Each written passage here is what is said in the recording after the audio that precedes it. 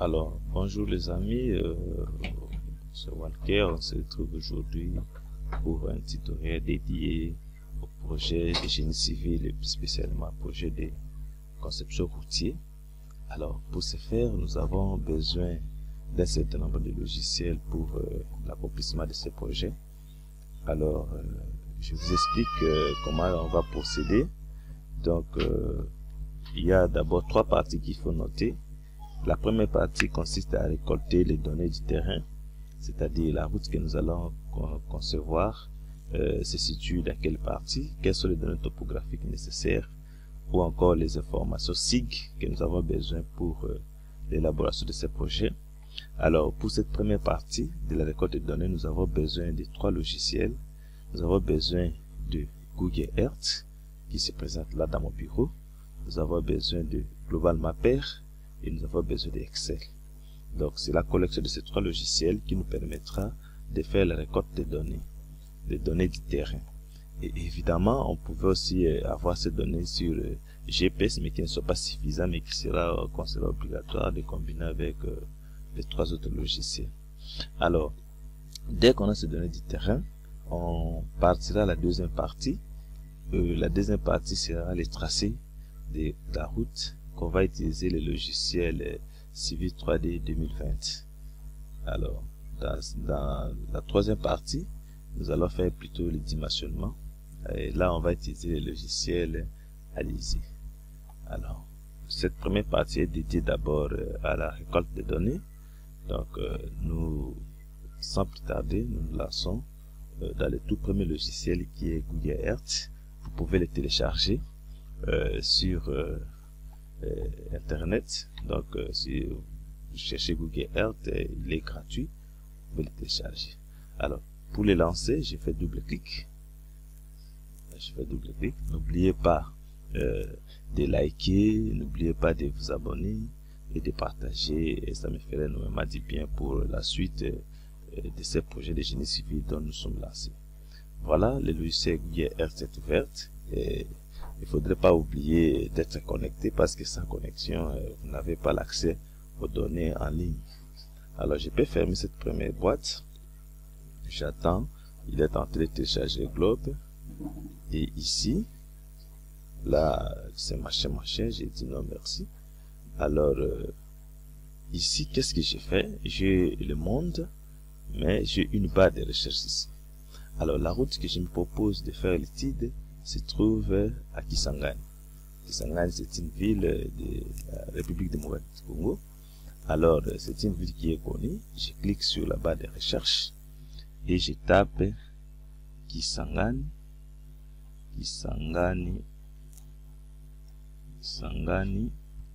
Alors, cette route-là, c'est à côté de Pont Chop.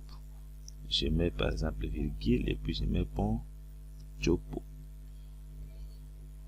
Et ensuite, je mets RDC à la fin. Et je clique sur recherche. Vous tapez votre ville comme vous le voulez, il n'y a pas de souci. Voilà, ça m'amène à Kisangani vers le pont Chop. Voilà. Alors, je vais voir, oui, le pont Chop, il est là. Alors, je me propose de faire le tronçon de cette route ici, d'ici jusque là. Alors, ce qui est évident, j'avais déjà fait un premier tracé, alors je peux supprimer tout ce qui était là pour que vous ayez un peu l'idée comment y parvenir. Je supprime, je clique à droite, je supprime, je clique à droite, je supprime tous ces repères. Comme ça, on va partir de quelque chose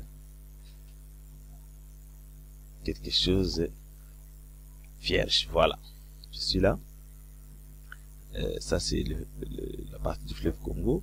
Et le pont Chopo, il est là. Je préfère de faire l'étude de cette route d'ici jusqu'à quelque part là. Voilà, je prends un petit tronçon. Alors, pour ce faire, comment je procède? Je commence d'abord à placer les repères là où la route doit commencer. Alors, ce que je voulais mentionner ici, c'est que si j'avais déjà les coordonnées sur GPS, je pouvais les taper directement. Comme je n'ai pas de coordonnées, je me sers de l'image pour me retrouver. Alors qu'est-ce que j'ai fait? Je viens ici, je vais ajouter un repère. Je clique sur ajouter repère pour montrer là où commence la route et là où ça se limite. Je clique et voilà, le repère il est là. Les coordonnées du repère sont là. Et les coordonnées ici sont données en abscisse et en ordonnée. Et la zone de travail sur laquelle je travaille, qui s'en c'est 35 nord. Si je suis par exemple à Kinshasa, c'est 33 sites. Mais ne vous en faites pas pour retenir toutes ces zones. Ce sont les zones de projection. Item. Alors, dès que vous êtes devant une ville, quand vous cliquez sur un repère, il vous donne directement l'emplacement, les coordonnées en abscisse et en ordonnée ou sous forme de latitude et longitude de chaque point. Qu'est-ce que j'ai fait? Je ne ferme pas ici. Je peux déplacer les repères là où je vais. Donc, je tiens les repères, je l'amène ici au début. Là, par exemple. Et voilà, les coordonnées changent à chaque instant. Et ces repères ici, voilà, je mets OK. Ou encore, je peux directement le modifier. Alors, je vais vous montrer comment modifier après. Je mets OK. Le premier repère, il est là. Et le tronçon de la route, c'est ici que je dois parcourir. Je me limite par exemple ici. Voilà. Alors, je prends le deuxième repère, je clique sur repère, et voilà, je peux le déplacer. Si vous fermez, il n'y a pas moyen de déplacer. Je peux le déplacer jusque là, par exemple. Et je mets OK. J'ai deux repères qui sont là. Alors, les deux repères me permettent de prendre comme début et fin de mon axe routier. Alors, je peux représenter cet axe routier, parce que cette image, j'aurais besoin de ça. Je peux représenter cet axe routier directement par cette icône ici, ajouter un trajet. Je clique, ajouter un trajet. Le trajet, je peux lui donner le nom route Chopo. Je donne un nom comme ça. Et voilà. Style. Je viens sur style. Je peux prendre la couleur rouge pour qu'elle soit remarquable. Ok. La largeur, je mets par exemple 3. Je verrai si c'est petit, je vais augmenter. Et je mets, voilà. Je ne mets pas OK. Je commence à dessiner. J'ai fait un peu de zoom. Je clique. Je suis la polygonale. Je clique ici. J'ai fait un effort d'être au milieu de la route. Voilà. J'avance. Zoom avant, zoom arrière. J'avance. Je clique. Voilà. J'ai fait un effort de suivre l'axe routier. Voilà. Je clique. J'avance. Voilà. J'ai fait un peu de maximum de zoom pour être le plus au centre. Là. Là. Et voilà. J'arrive à la fin. Et je fais OK. Voilà. Donc, j'ai mon axe qui est là. J'ai mon axe qui est là. Alors, ce qui me reste maintenant, c'est de quadriller cet espace. Quadriller cet espace pour que j'amène ces coordonnées sur Global Mapper. Alors, sur Google Earth, ce que je voulais vous préciser, c'est que j'ai la possibilité d'avoir les coordonnées en plan.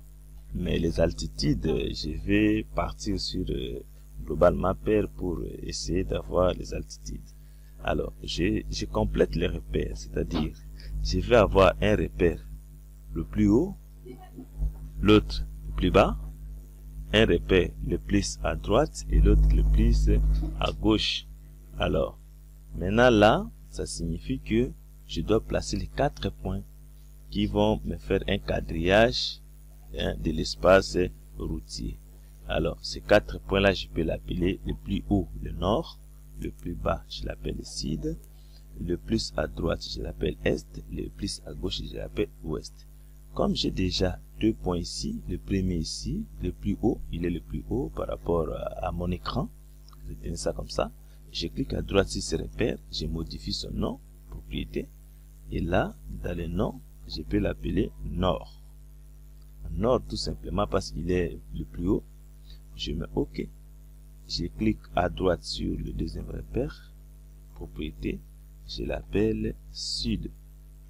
OK. Et maintenant, il me reste est à droite et ouest à gauche. Je clique sur repère. Je le déplace les plus ici. Là, maintenant, je regarde seulement que je puisse avoir cet espace et je le renomme est. OK. Et là, je clique encore. Je m'amène maintenant à gauche. Là, par exemple, voilà, c'est le point le plus à droite, à gauche, pardon, et je l'appelle ouest. Voilà. OK. Alors, j'ai les 4 points. J'ai les 4 points. Ça me permet, quand je trace de droite passant par ces points, d'avoir un quadrilatère qui encadre l'espace du travail. Alors, j'aurai les coordonnées ici, mais je vais transporter ce que j'ai ici sur Global Mapper. Qu'est-ce qui me reste maintenant? Il reste à prélever les coordonnées des 4 points qui quadrillent l'espace de travail. Alors, je vais ouvrir le bloc-notes. Je cherche mon bloc-notes. Bloc-notes. Je tape ici bloc-notes. Voilà. J'ouvre le bloc-notes. J'ouvre le bloc-notes. Voilà. Et maintenant, dans le bloc-notes, je vais ici noter d'abord la zone de projection. Zone, c'est zone 35 nord. C'est Google Earth qui vous donne ça directement. Alors, je vais marquer les coordonnées de nord, nord, X, c'est-à-dire l'abscisse, Y, coordonnées. Voilà. Et je copie ça. Ça doit se faire pour tous les points. Je colle. CTRL X, CTRL V, comme vous connaissez. Je colle. Alors, ici, j'aurai sud, est, et j'ai ici ouest. Voilà. Maintenant, il faudrait maintenant commencer à copier ces coordonnées. Alors, je vais travailler avec les abscisses et les ordonnées. Je clique à droite sur nord, propriété, et je peux avoir abscisse en mètres, ordonnée en mètres. Mais maintenant, je voulais vous souligner une autre chose. Ici, je ne sais pas si j'avais déjà paramétré. Pour ceux qui ne verront pas ça, vous fermez. Vous pouvez paramétrer, vous venez sur outils, options, voilà, vue 3D, vue 3D. Moi j'ai mis la projection Mercator. La projection pouvait être en degré, latitude, longitude. Alors là, ça allait être ici, degrés, minutes et secondes. Appliquer OK.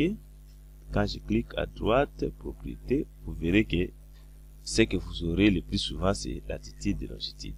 Maintenant, pour avoir les abscisses des ordonnées, il faut rentrer à la projection item, universal transverse Mercator. Donc, je rentre là, outils, options, et je change sur vue 3D, je mets la projection transverse Mercator, appliquer OK. Et là, je peux avoir, je clique à droite sur le repère nord, j'ai l'abscisse que je vais copier, je cherche mon bloc-notes, coller, et je rentre là, je prends l'ordonnée, copier, et là, coller. Je ferme ce repère, je prends le deuxième, celui qui est plus bas, propriété. Je prends aussi l'abscisse, copier,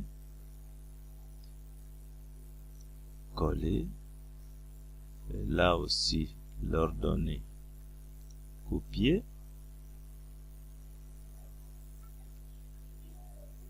coller, je ferme, je suis sur Est, copier, copier, là, coller,